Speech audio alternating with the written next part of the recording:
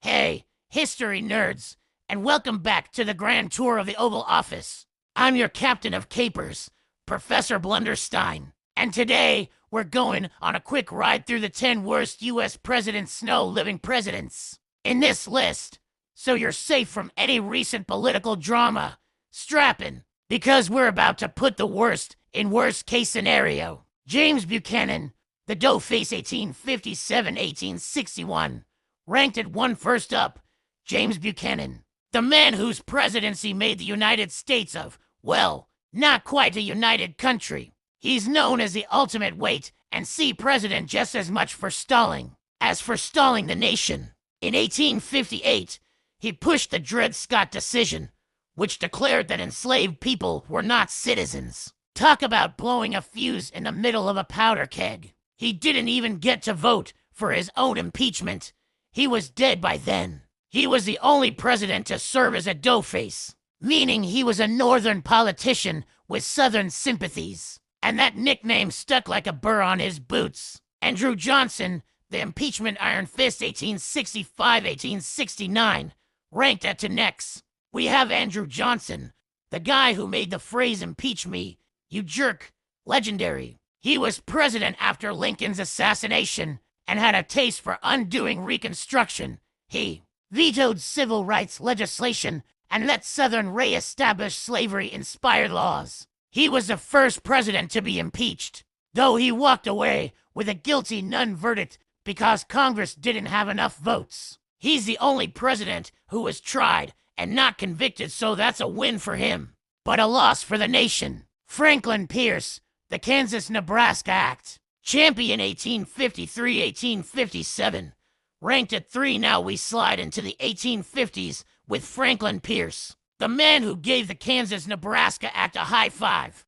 The act let each territory decide on slavery, effectively doubling the potential for conflict. Pierce's good vibes with the South left the country on a collision course toward the Civil War. He's the only president who had a single-term policy that literally set off the Civil War. He didn't even get to vote for the war he helped start. William Henry Harrison, 1 month wonder 1841, ranked it for hold up, we're living in the future. No, it's William Henry Harrison, the 1 month president who literally died after a single day in office because he caught a cold from a swampy lawn. He's the first president to die in office. He's the only president whose entire tenure was so short you could watch a whole sitcom season in between. Warren G. Harding, the Teapot Dome disaster 1921-1923, ranked at 5. Warren G. Harding is the president who turned the Oval Office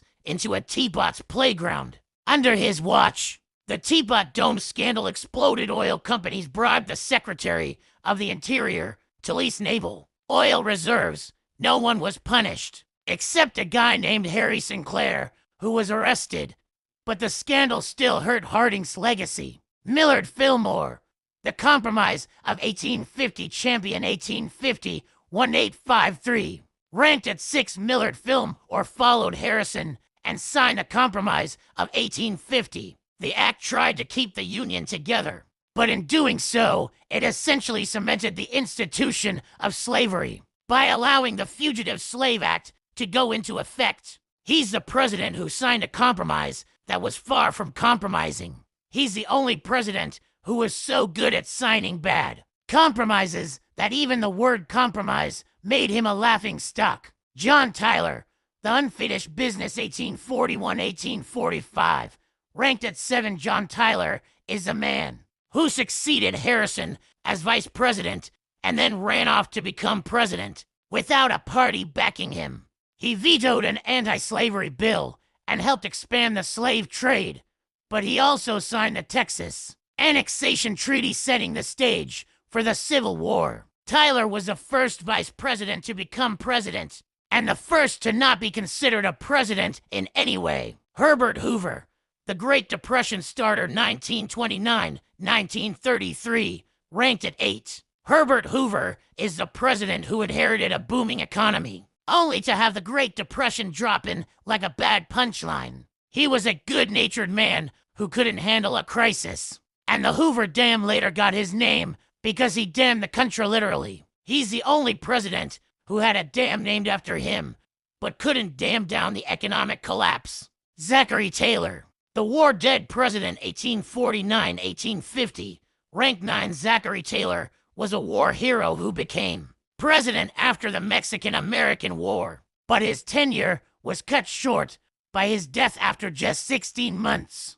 He's the only president whose term ended because of a battle of the lungs. He died from a throat infection after a celebratory 4th of July. He's the only president whose death was caused by a disease that's probably curable now, but was a big deal back then. Richard Nixon, the Watergate, whodunit 1969, 1974, rank 10, and finally, Richard Nixon, the president whose legacy is as slippery as a banana peel. He was the first to steal an election, the first to burn the White House, and the first to be forced to resign because the government was eating him Watergate. So there you have it. Folks, a quick tour through the worst presidents, because if you're going to write a bad history book, it's better to do it with a little humor. Don't forget to hit the like button if you think any of these presidents made you roll your eyes. Subscribe for more history shenanigans. And share this video with your friends who love a good political roast.